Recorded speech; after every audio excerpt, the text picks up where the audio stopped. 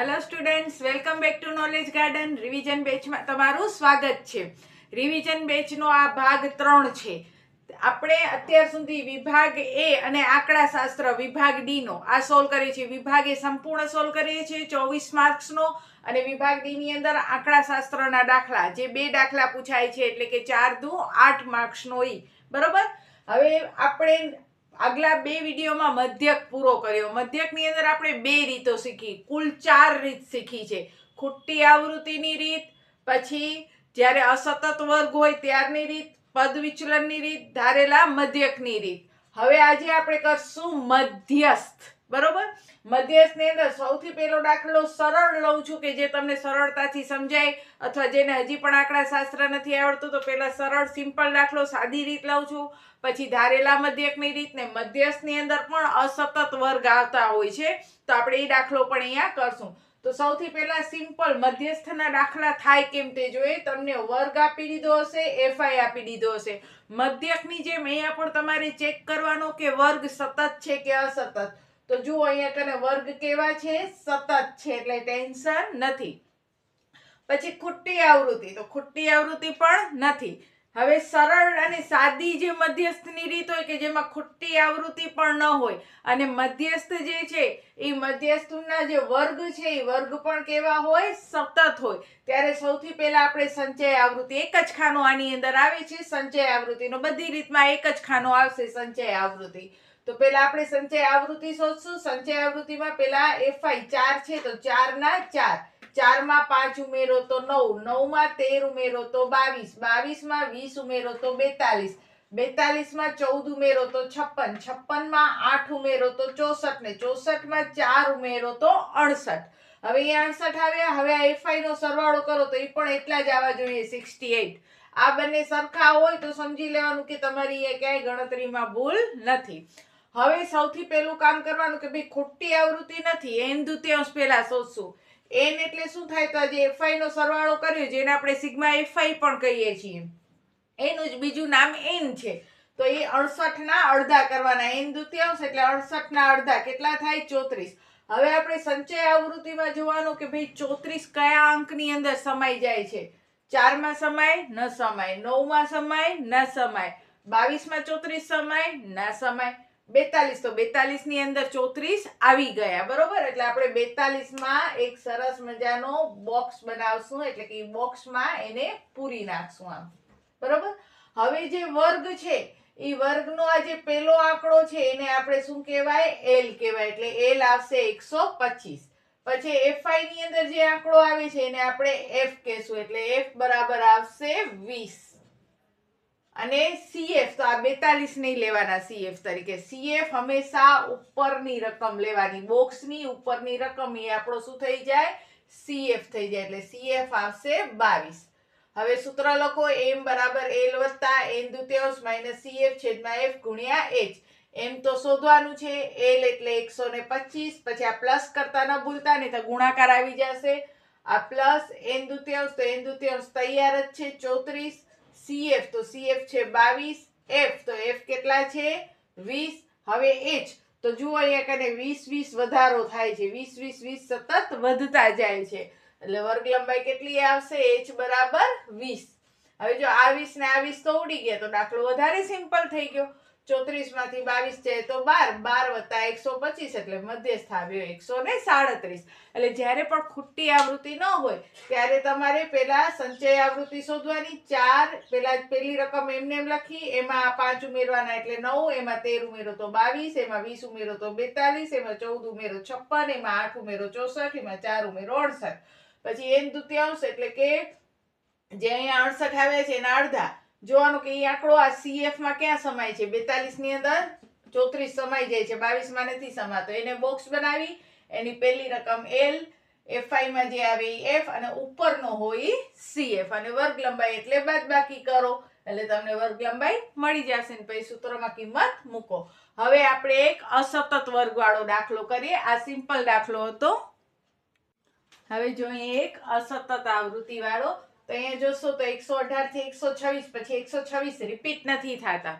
126 ને બદલે કેટલા આપી દીધા છે? 127 આપી દીધા છે. અહીંયા કોઈ આંકડો રિપીટ થતો નથી, એટલે આપણે અહીંયા પણ પેલા અસતત વર્ગને શેમાં ફેરવવું પડશે? સતત વર્ગમાં ફેરવવું પડશે.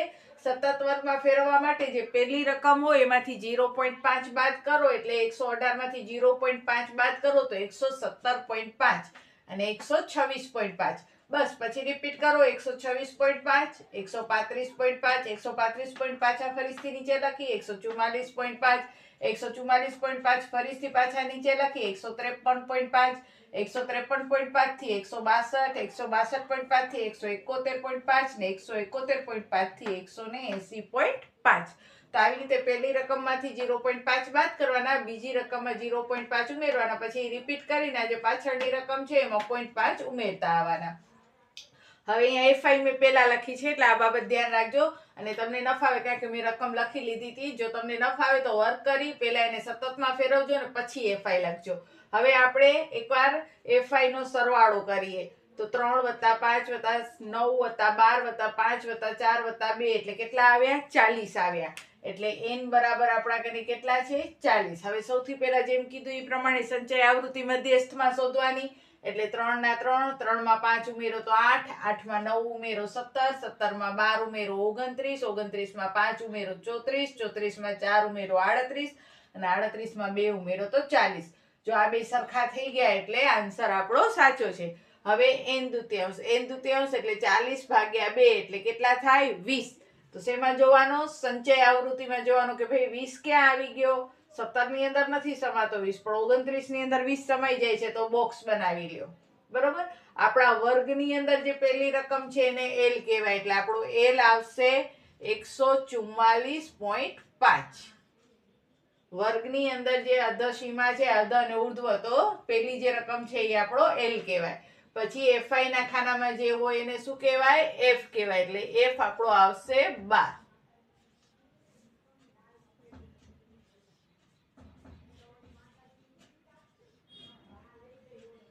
અને CF તો જે બોક્સ બનાવે છે એની ઉપરની સંચય આવૃત્તિ એને આપણે શું કહીએ છીએ? CF કહીએ છીએ.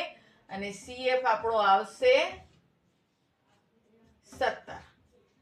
અને H તો H જુઓ તમે કેટલા આવશે? 126 માંથી 118 બાદ કરો એટલે H આવશે 9. હવે m બરાબર L વત્તા n દુત્યાંશ માઇનસ CF છેદમાં F ગુણ્યા H આપણો સૂત્ર.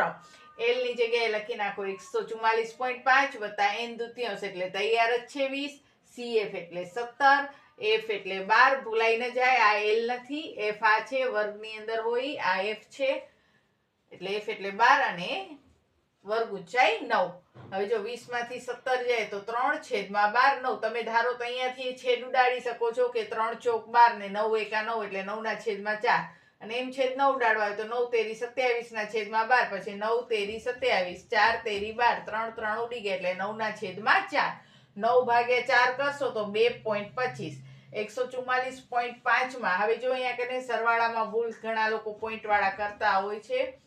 પોઈન્ટની નીચે પોઈન્ટ, દરેક વિડીયોમાં હું કહું છું પોઈન્ટની નીચે પોઈન્ટ રાખીને જ કરવાનું, એટલે અહીંયા કાંઈ નથી તો 0 થઈ જાય. એટલે આ 5, 7, 4, 5, 6 એટલે કેટલા આવે? 146. પોઈન્ટ પછી સીધો 5 હોય તો એને 50 વંચાય, કારણ કે આપણે 144.5 વાંચવું હોય ને તો આમ લખાય, આ 50 વંચાય. એટલે પોઈન્ટની નીચે પોઈન્ટ આવે એવી રીતે કરવાનો એટલે આપણું મધ્યસ્થ આવશે 146.75. અને હવે વારો છે 24 વિકલ્પોનો. આજના ફરીથી 24 વિકલ્પ આપું છું, એ તમારે સોલ્વ કરવાના છે.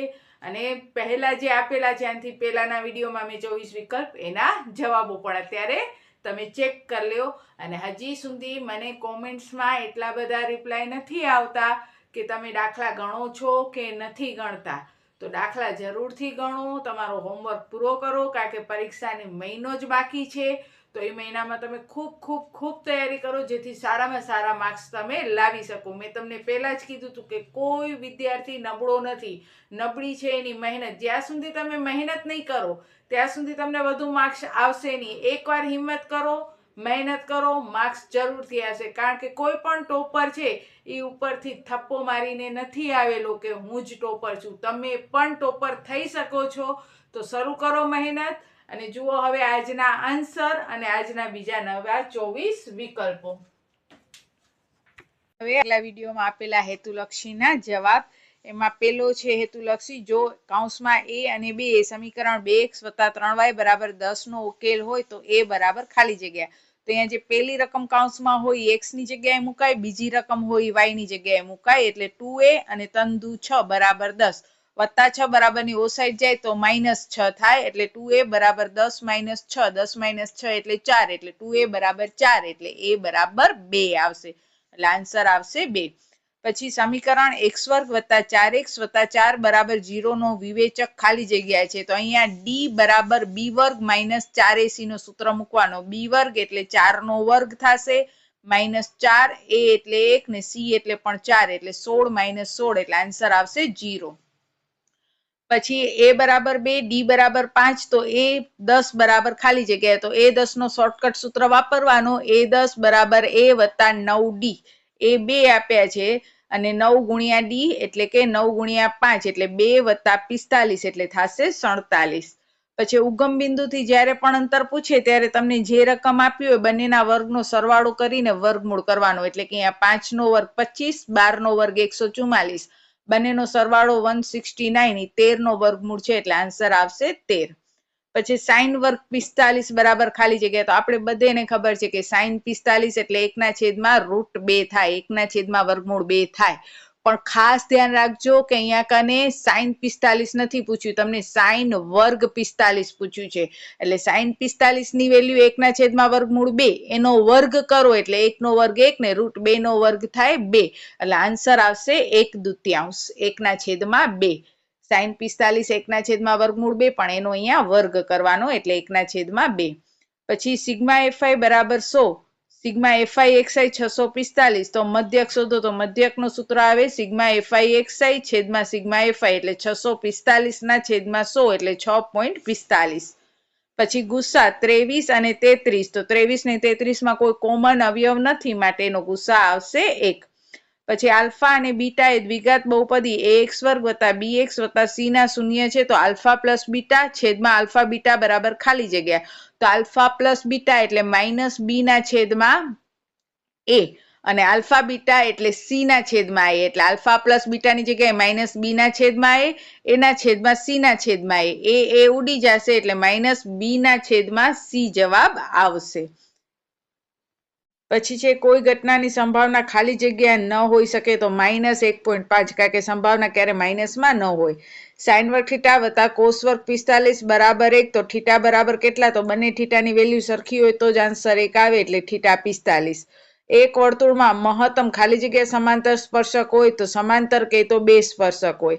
પછી 0, 2, 3, 8, 2, 3, એમ 7 નો બહુલક 2 છે. જો બહુલક 2 હોય તો 2 સૌથી વધુ વખત આવવા જોઈએ. અહીંયા 2 અને 3 બંને સરખી વખત છે, 2 ને વધુ વખત લઈ આવવા માટે આપણે એમની જગ્યાએ 2 લખવા પડે.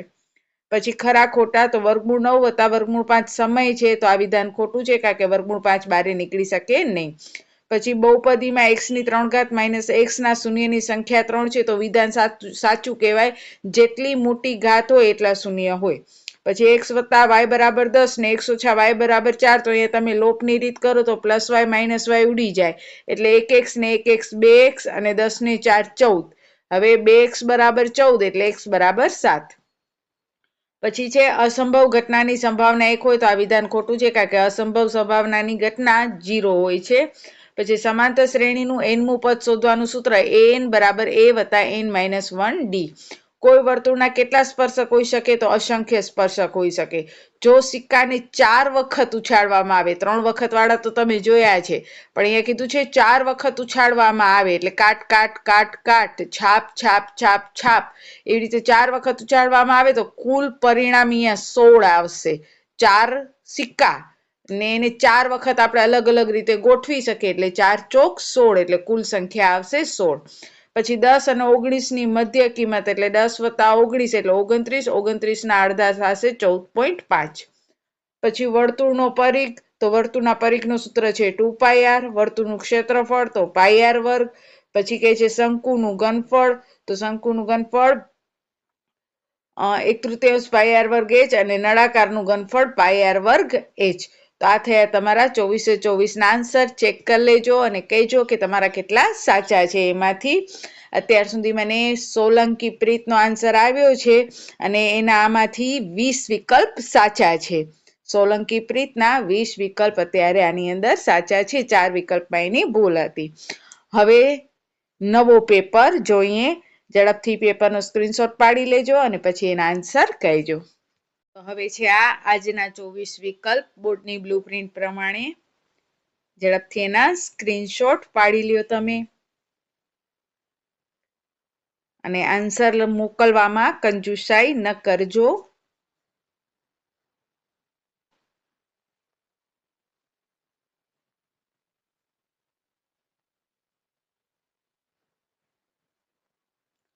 આ 18 અને બીજા 19 થી. તો બસ આજના વિડીયોમાં આટલું જ. ઝડપથી તમે આ પ્રશ્નો સોલ્વ કરજો અને મને એને કહેજો કે તમારા કેટલા આન્સર સાચા પડ્યા છે. અને જેટલી વધુ પ્રેક્ટિસ કરશો, હવે 1 મહિનો છે એટલે આપણે વિભાગ એ અને ડી ભેગો શરૂ કર્યો છે. વિભાગ એ અને ડી એટલે કુલ તમારા 24 + 20 માર્ક્સની તૈયારી થશે. એટલે કે 24 + 20 એટલે 44 માર્ક્સની તૈયારી તમારી એક સાથે થઈ રહી છે. સાથે સાથે જે આપણે આંકડાશાસ્ત્ર કરીએ છીએ વિભાગ ડી નો, એની અંદર પણ મોસ્ટ આઈએમપી દાખલાઓ જ બધા હું મૂકું છું. અને જે અઘરા છે, વિદ્યાર્થીઓને નથી સમજાતા એવા વીણીને મૂકેલા છે. તો એ જરૂરથી જોજો અને હોમવર્ક જે છે એ પણ ક્લિયર કરજો. અને વધુ ને વધુ તમારા જે ફ્રેન્ડ્સ છે એને આ વિડીયો મોકલશો, જેથી કરીને ઘણા બધા વિદ્યાર્થીઓને લાભ મળે. તો બસ આજના વિડીયોમાં આટલો જ. ત્યાં સુધી બધાને જય હિન્દ, જય ભારત. સૌ ભણે, સૌ આગળ વધે.